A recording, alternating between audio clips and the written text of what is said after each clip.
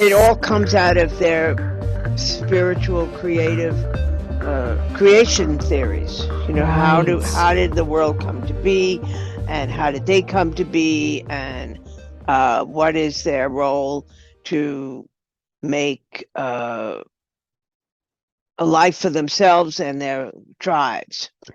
Right. And, again, it's like so much of that history was lost. And so when you preserve something like that, even just this point of view, right? This beautiful point of view, that's really like giving that culture so much more sustained first respect, but also, you know, the message of the original people of this land could help everyone because they were here first with nature.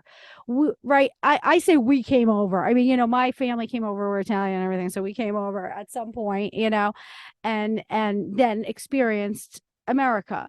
But the thing is, sometimes I feel like their point of view was completely destroyed, and they were here with the understanding of what it was to be one with that nature.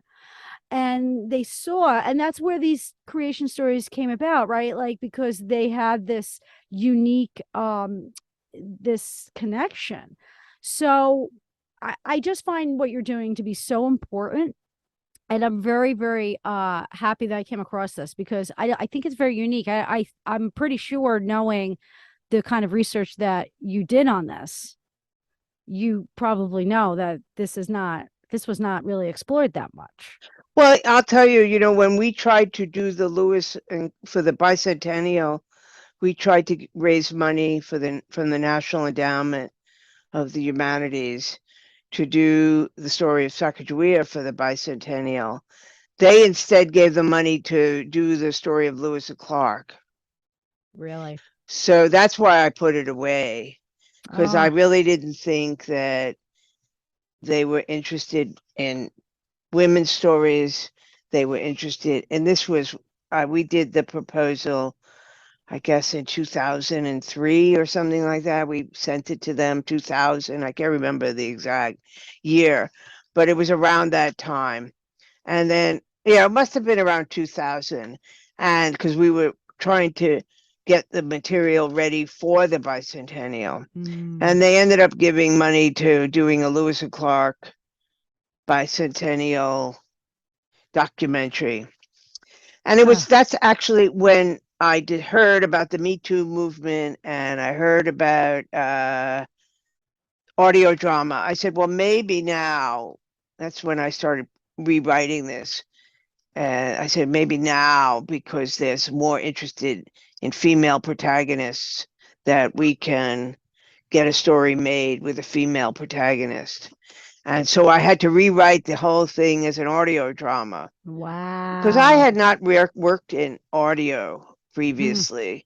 So my training was in telling the story with visual components. And when you're doing audio drama, you don't have the visual Yeah. component. You have to tell everything through sound design and music and dialogue, and how the dialogue advances the story. Yeah. Well, that's the thing that comes across. It's so highly produced. It's clearly, a reflection of your background as a director, as a thespian, right?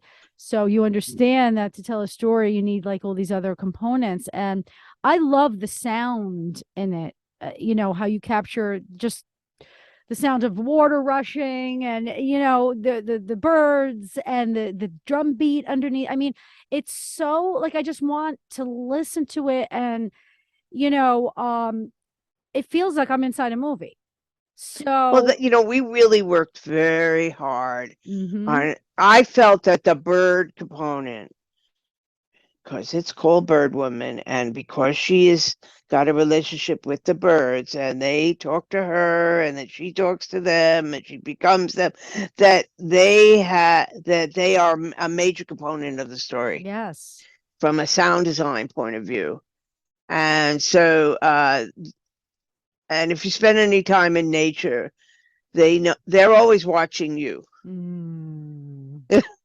So it's not that we're just bird watching. The birds are watching us Yeah. as well. When we're around, they go away, or when they see the food, they come and if you leave them bird food, and they're always looking for mice and the predator animals, the hawks and the eagles are.